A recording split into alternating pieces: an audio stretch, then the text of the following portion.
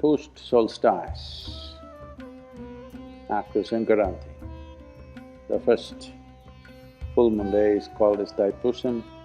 That which brings you victory, he got the fame of being the greatest warrior ever. Absolutely failed in his mission, but he is a success for us.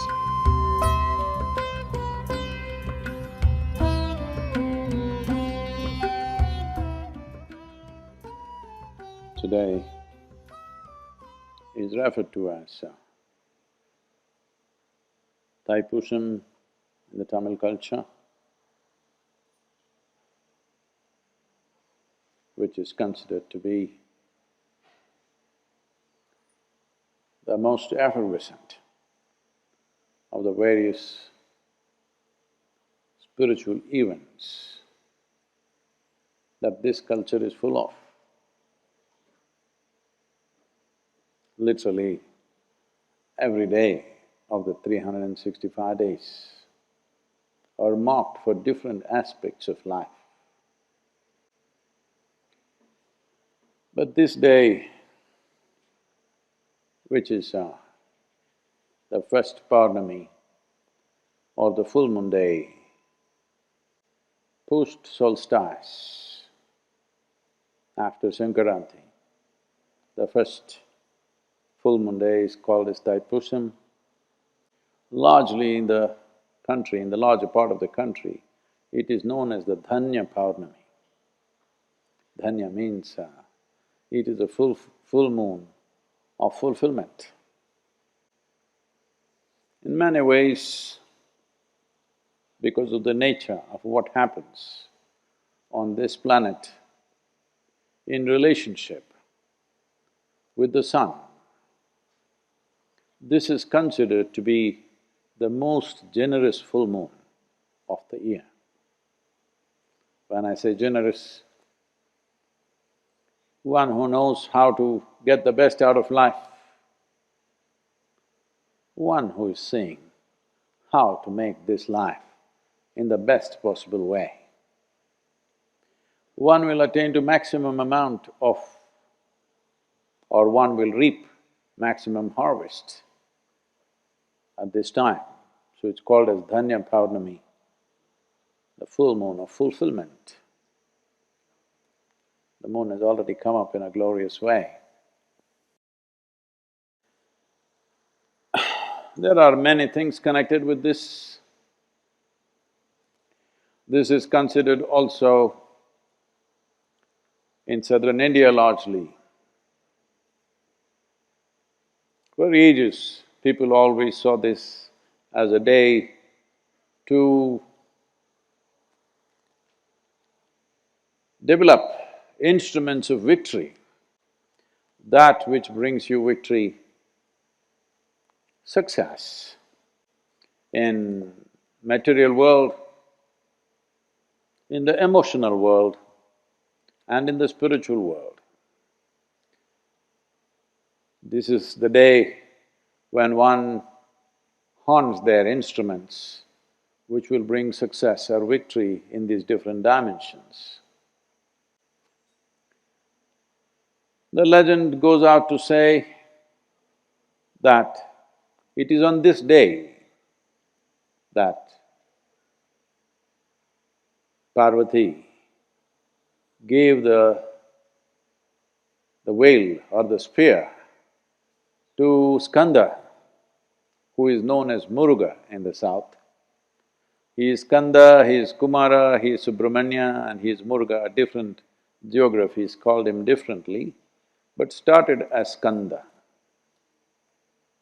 So with this instrument or with this weapon of a spear, he got the fame of being the greatest warrior ever. Fought across the subcontinent. It is said he went beyond the present borders of what we call as Bharat, because his name reverberated in the Persian culture as Iskandar. Went further north up into Central Asia and become Iskandar. And even today the word slightly mispronounced is used as Sikandar.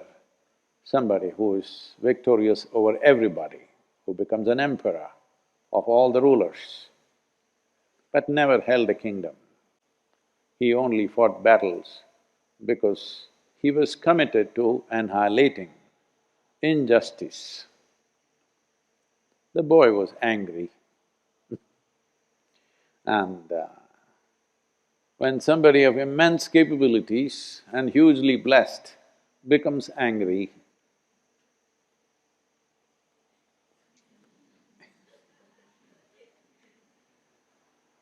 so it happened and wherever he thought there is injustice, he started killing.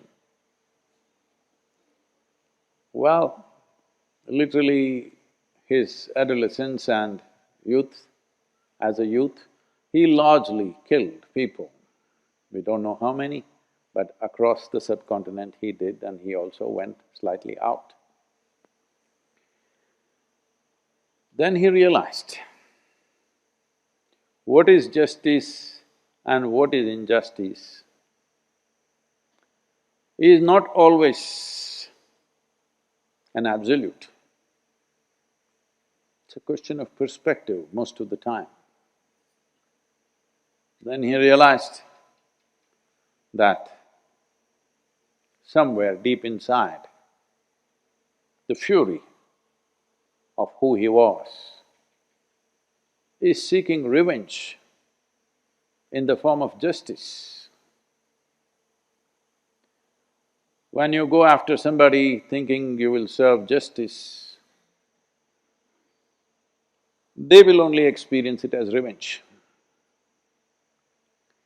So I'm not trying to say there is no justice at all, but there isn't.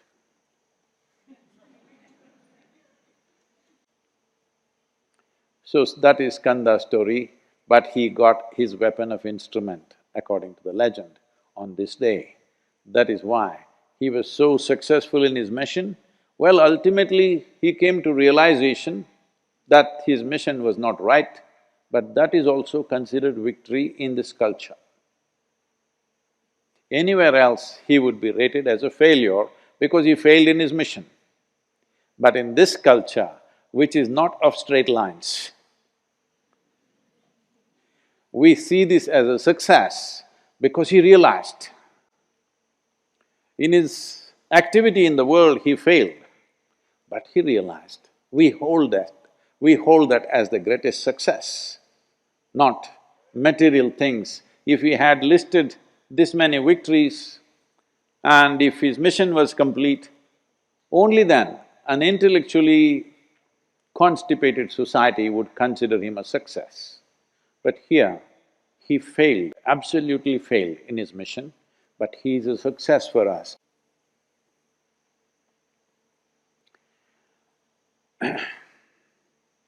This is a day which is considered as the best day to start one's pilgrimage. Pilgrimage always meant a journey in which you'll obliterate yourself. Once again, our idea of victory is we are obliterated. Our idea of victory is not piling up people and sitting on top of their heads. Our idea of victory is to obliterate ourselves, to dissolve ourselves, because this is a land of devotion. The object of devotion is only dissolution. We may use another object as a means to dissolve, but the fundamental objective is to dissolve. Well, does it mean to say this is a culture committed to failure? No.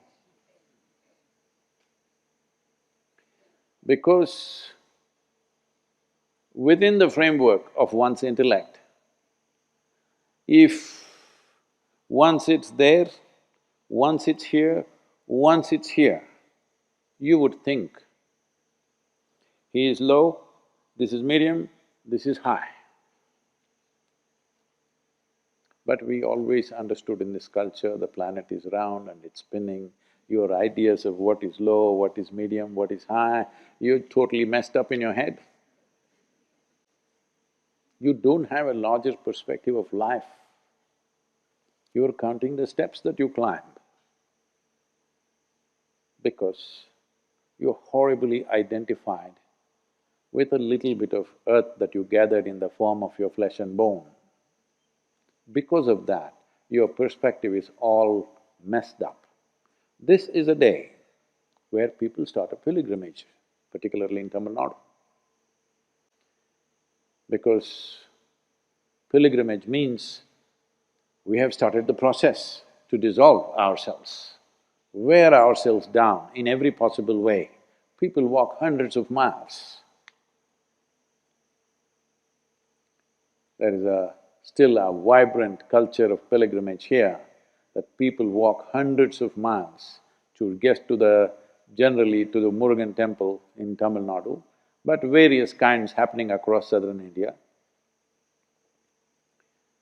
Because according to the position of the planet, we have recognized whatever we do within ourselves for our inner well-being finds results much more easily during this time. As I said, this is a generous or a benevolent time